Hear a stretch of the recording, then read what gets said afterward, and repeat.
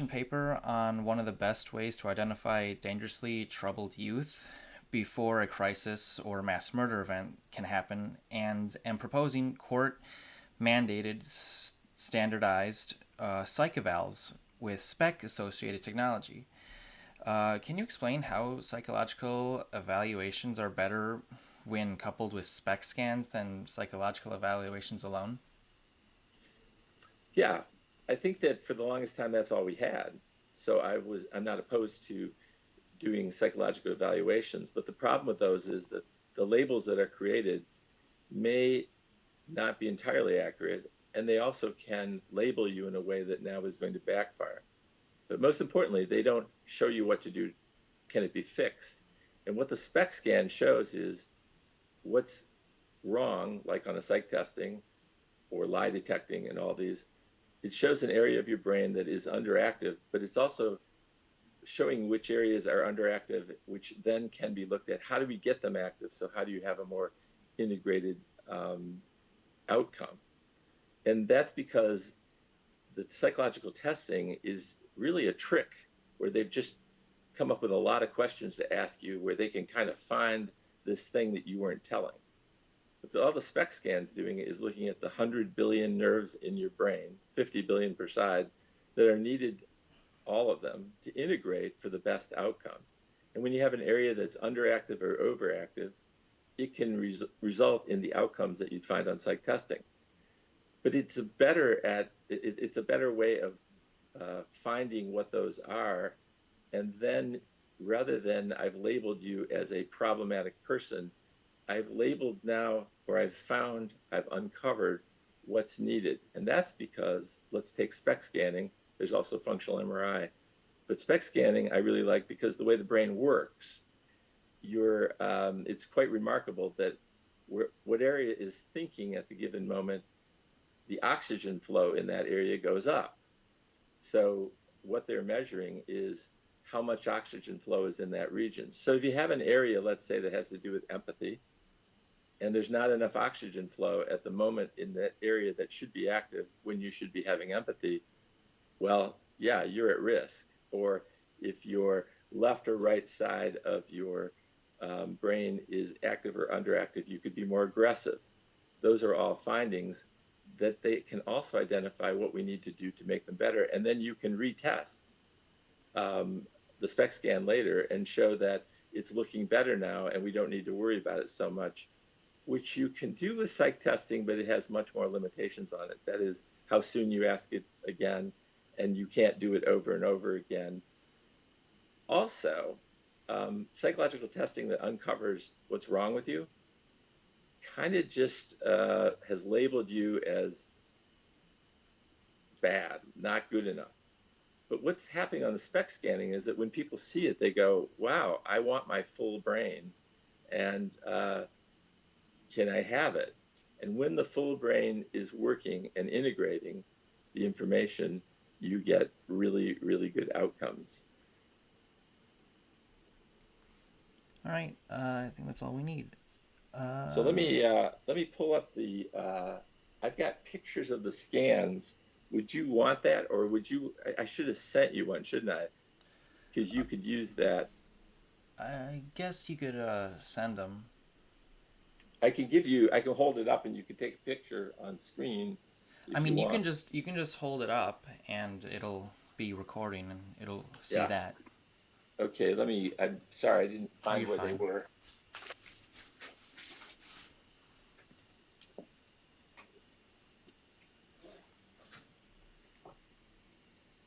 They're here somewhere. Oh, they're back here.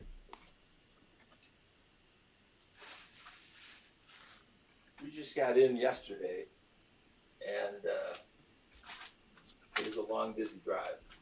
Oh wait, I think I know where these are. Yeah, there they are. Okay.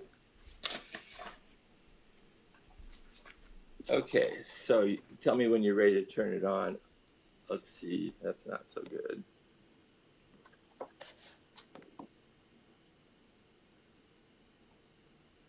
I can see that, yeah. All right, we're good. Okay, so I'll just put it up. Yeah. And explain, yeah. Yeah.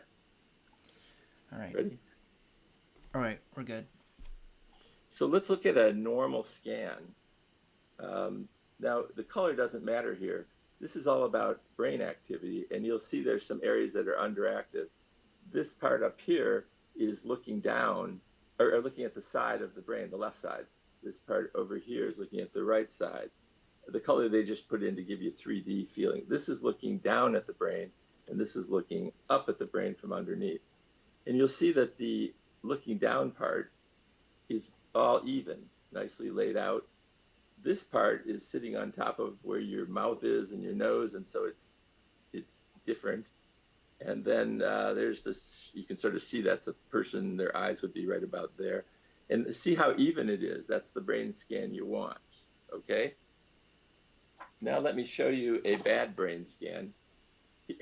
Here's the good brain scan I showed you. It's not as easy to see, but these are brains that have used drugs. I think this one is smoking cigarettes for 2 years when you're 16. And you see all these holes? These holes are areas that are underactive with oxygen flow. So they're not dead. There's just some reason why they're not doing what they need to do. And when that's the case, as your brain is processing a decision, the decision that's getting made doesn't have enough information because it's leaving out areas that we really wanted included. I had my brain scan done, and conceptually, I'm fine. Really, I'm fine conceptually.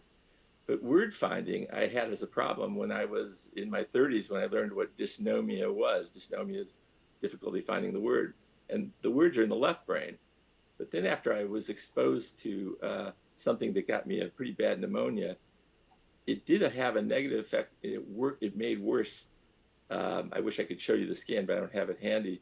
But it made an area right where word finding is way underactive. So if I can get oxygen treatment, which is what I'm planning to do, I can get that area to come back on. And that's the difference here, that we can find what's wrong with someone, which the testing could help find. But once we found what it is in terms of oxygen flow in that area of the brain, if we can get that to increase, the other thing will improve. That's what Dr. Amen found when he looked at people with severe brain injuries in the NFL who had retired, and he put them on oxygen treatment, and they're all doing better now, and they're not having the problems that they had, saying the things they said, feeling depressed and all that. Right. So, yeah, I think that's all. Dr. Jacobs, there is a resistance to imaging, in particular SPECT scans, to assist in a diagnosis for psychological evaluations. While I know you also support this approach to diagnosis, could you share why so many other psychologists and psychiatrists oppose to SPECT scans? Yes, I think there are a number of different reasons depending on the patients being diagnosed or evaluated, as well as the purposes and uses of the SPECT scans that Dr. Daniel Amen uses. One of the frequent concerns is that there has not been sufficient research that has been peer-reviewed, particularly research conducted by people who are not a part of his research team or his particular colleagues in doing the diagnosis and treatment. And a frequent criticism that some people have lodged is that Dr. Amen has made a great deal of money marketing the scans, perhaps exaggerating the usefulness of the results and selling things like supplements, Nutri-Vals, things that are apart from conducting the SPECT scans themselves. Another issue that arises is there are sometimes findings in brains of people who do not have psychiatric or psychological behavioral problems. So there can be a benign cyst or area of functioning that does not necessarily directly translate to problematic behaviors or feelings. When people are seeking information about how the brain functions, it's important to understand that there's not a direct, clear, and specific link between what you see on a SPECT scan or a PET scan and what the person actually does in the real world. It's very hard to predict future behavior, even in cases where you have a referral for someone who has shown some indications of problems with their behavior, such as a closed head injury, aggression, depression, those kinds of behaviors or symptoms can be multi-determined. In other words, there are multiple things that could contribute to those symptoms or behaviors. So, for example, some people that have had a closed head injury don't have, particular specific and dangerous behaviors that are acting out. Some people might respond to the usual evaluations with psych testing or clinical interview, the use of some medications, the use of therapy, cognitive behavioral or otherwise. There are some objections to using the SPECT scans in certain settings because there are issues about confidentiality or privacy, and a lot of people also object to exposure to radiation. We have dental x-rays or medical x-rays and some environmental exposures to radiation that some people don't know about, and it varies from individual to individual. So adding unnecessary radiation to someone's body is not always necessarily an innocuous thing. There are concerns about the expense of SPECT scans. So you would not necessarily want to use them on every single person who seemed to be having a bad day or who was, not getting along with peers in junior high. There could be other reasons behind those behaviors or problems. Right. There are some people are looking for more information to assist in a psychiatric diagnosis. There's not necessarily consensus in the field that a particular picture on a brain scan is definitively part of a psychiatric diagnosis. You can have a psychiatric diagnosis or behavioral problems even when your brain looks perfectly normal. Every brain is different.